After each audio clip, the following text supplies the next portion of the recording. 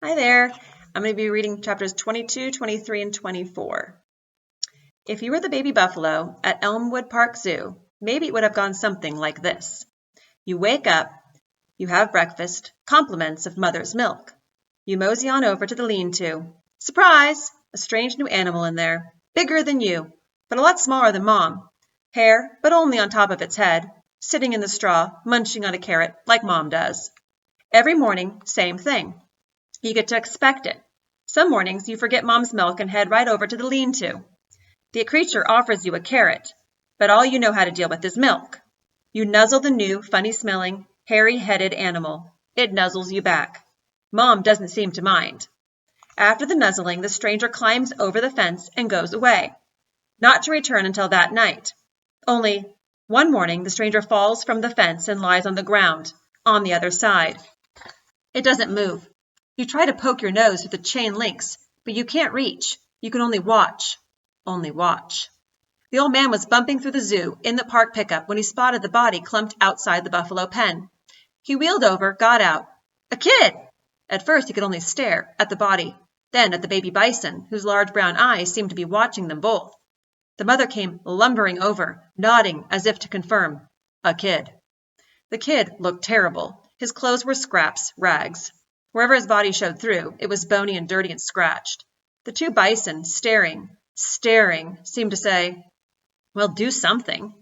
The old man gathered his own bones and muscles as best he could and managed to hoist the kid and get him into the pickup.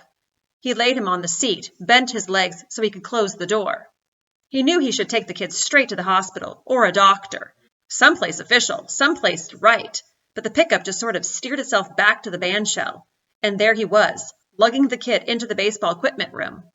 The season was over by now, but the army green burlap bags still stood ready for the next ump to call, "Play ball!" He yanked out a couple of chest protectors and laid the kid down, careful with his head. At least he was breathing.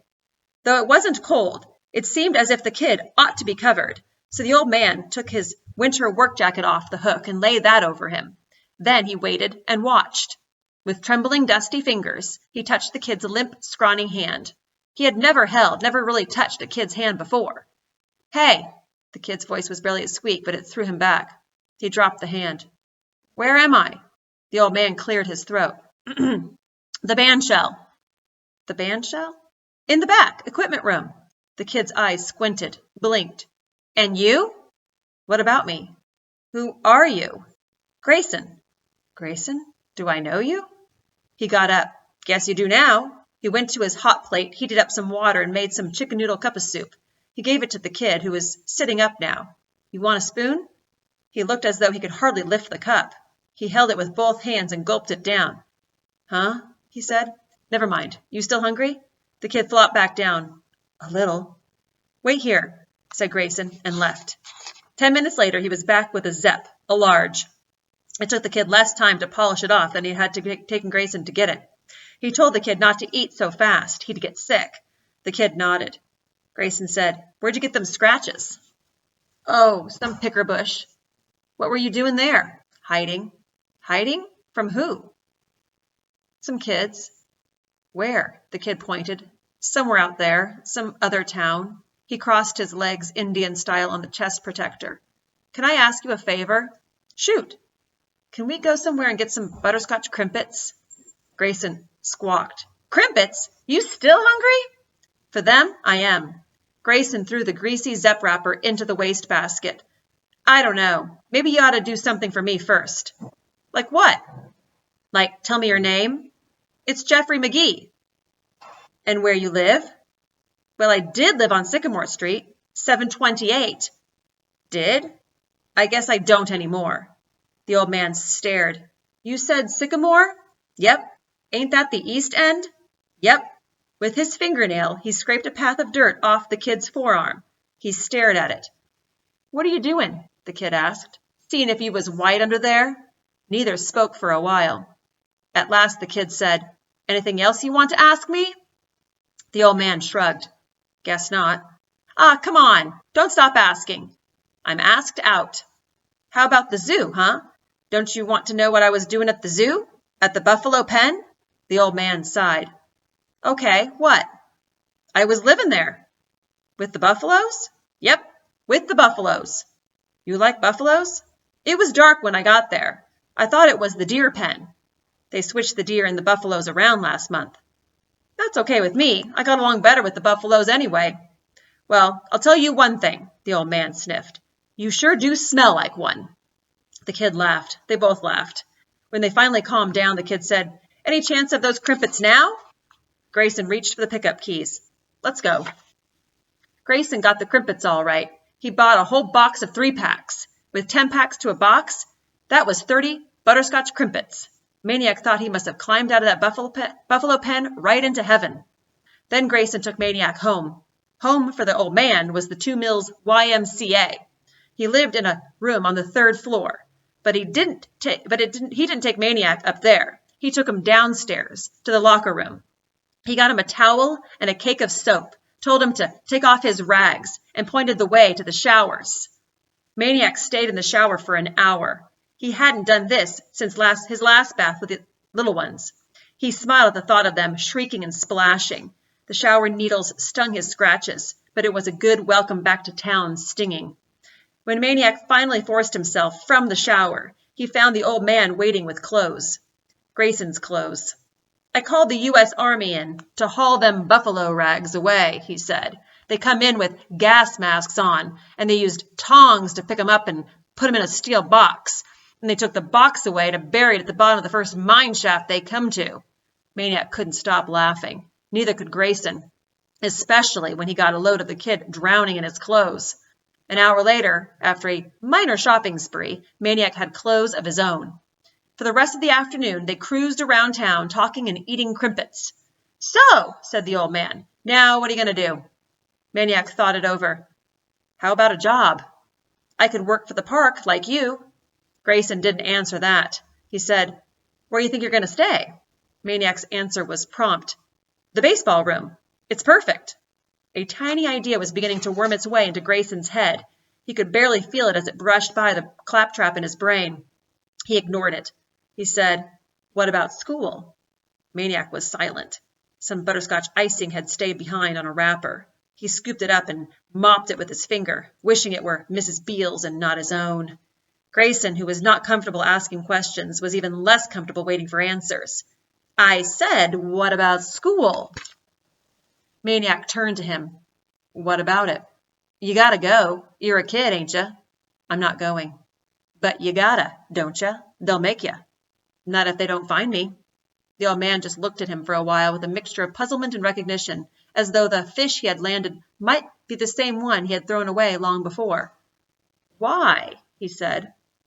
Maniac felt why more than he knew why. It had to do with homes and families and schools, and how a school seems sort of like a big home, but only a day home because then it empties out.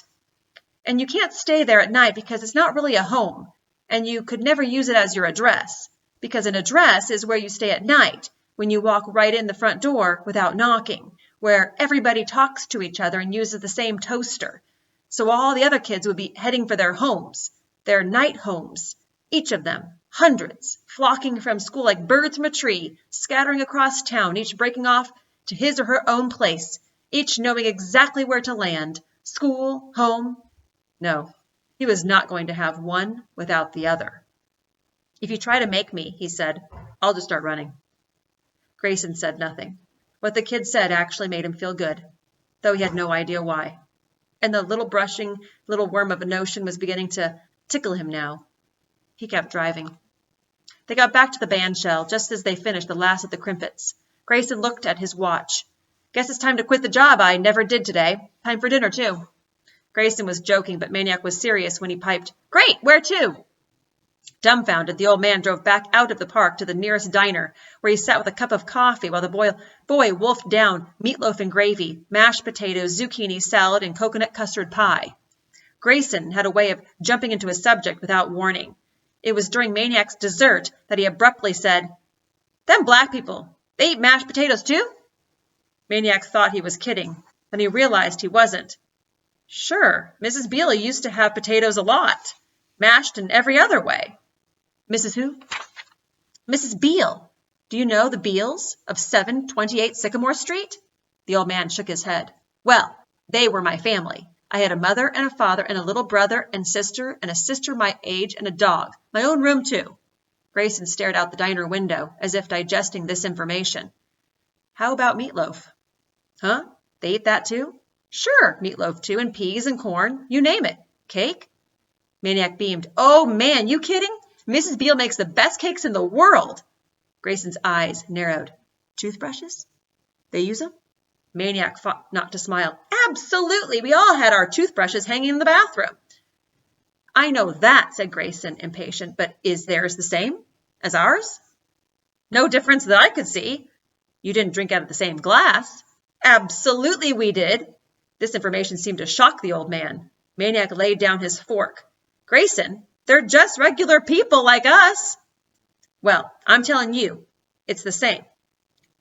There's bathtubs and refrigerators and rugs and TVs and beds. Grayson was wagging his head. Ain't that something? Ain't that something? It was after dark when they got back to the baseball equipment room. The worm in Grayson's head had long since ceased to be a tiny tickle. It was now a maddening itch. As with all such itchworms, it would exit by only one route, the mouth. He said, I was thinking, maybe you want to come over to my place. This here floor is pretty hard. He tapped his foot to show how hard. The grizzled gray old park hand could never know how much Maniac was tempted, or how deeply the offer touched him. Neither could Maniac explain that the bad luck he always seemed to have with parents had led him to the conclusion that he'd better stick to himself. Oh, it's not so bad here, he said. Look. He lay down on the chest protectors and closed his eyes. Ah, just like a mattress. I can feel myself dozing off already. And then, not wanting to hurt the old man's feelings, he quickly added, Hey, I told you everything about me. How about you? He pulled Grayson's coat over himself. A bedtime story. Grayson snorted. Story? I don't know no stories. Sure you do, Maniac prodded. About yourself. You know about you. Everybody has a story. Not me. Grayson was edging for the door. I ain't got no story. I ain't nobody. I work at the park. You line baseball fields? Yep, I do that. You live at the Y. You drive the park pickup. You like butterscotch crimpets. Grayson shook his head. Not as much as you. I was just eating them to be friendly, so yous wouldn't be having to eat them all by yourself. And there's another thing about you, Maniac joked. You're a liar. They both laughed. Grayson opened the door. Wait, called Maniac. What did you want to grow up to be when you were a kid? Grayson paused in the doorway. He looked out into the night. A baseball player, he said. He turned out the light and closed the door. Thanks for joining me.